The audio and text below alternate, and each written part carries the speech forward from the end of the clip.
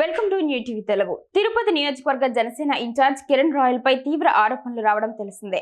Kiran royal తనను మోసం చేశాడని 1.20 కోట్ల రూపాయల అప్పు తీసుకొని ఎగ్గొట్టాడని లక్ష్మి అనే మహిళ ఆరోపించింది.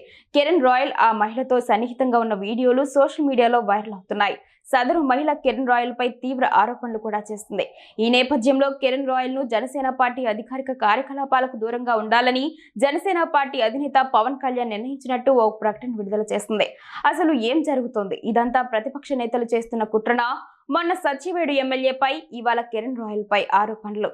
ఇదంతా కావాలని చేస్తున్నారు అన్న వార్తలు వినిపిస్తున్నాయి. ఇదంతా ఎప్పుడు సర్దుకుంటుంది అన్న ప్రశ్న అందరిలోనూ మెదులుతోంది. కిరణ్ ని తీసుకున్న డబ్బు తిరిగివ్వాలని కోరితే తన పిల్లలను చంపేస్తానని బెదిరిస్తున్నాడని ఆ మహిళ ఓ సెల్ఫీ వీడియో విడుదల చేసింది. తనకు అప్పులు ఇచ్చిన వాళ్లు తీవ్రంగా ఒత్తిడి చేస్తున్నారని, కిరణ్ రాయల్ ఆ డబ్బు ఇవ్వకపోతే తనకు చావు తప్ప మరో మార్గం లేదని ఆ మహిళ వాపోయింది. కిరణ్ రాయల్ సదరు మహిళతో సన్నిహితంగా ఉన్న వీడియోలను ఓ పార్టీ మద్దతుదారులు సోషల్ మీడియాలో వైరల్ చేస్తున్నారు. ఈ నేపథ్యంలో జనసేన పార్టీ హైకమాండ్ స్పందించింది.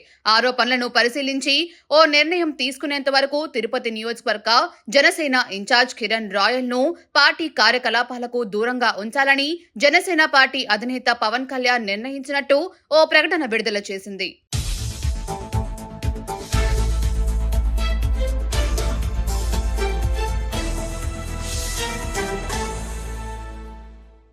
పార్టీ నుంచి తదుపరి ఆదేశాలు వెలువడే వరకు జనసేన వ్యవహారాల్లో కిరణ్ రాయల్ జోక్యం చేసుకోరాదని ఆ ప్రకటనలో స్పష్టం చేశారు. ప్రజలకు ఉపయోగపడే విషయాలపై దృష్టి సారించి సమాజానికి ఉపయోగపడని వ్యక్తిగత విషయాలను పక్కన పెట్టాలని జనసైనికులకు, వీర మహిళలకు పార్టీ అధ్యక్షుడు పవన్ కళ్యాణ్ స్పష్టం చేశారని ఆ ప్రకటనలో వివరించారు. చట్టానికి ఎవరు అతీతులు కారని, చట్టం తన పని తాను చేసుకుపోతుందని పవన్ కళ్యాణ్ పేర్కొన్నట్టు ఆ ప్రకటనలో తెలిపారు. కాగా కిరణ్ రాయల్ పోలీసులను ఆశ్రయించారు. తన ఫోన్ డేటాను తస్కరించి తనపై బెదిరింపులకు పాల్పడుతున్నారని తిరుపతి అదనపు ఎస్పీకి ఫిర్యాదు చేశారు.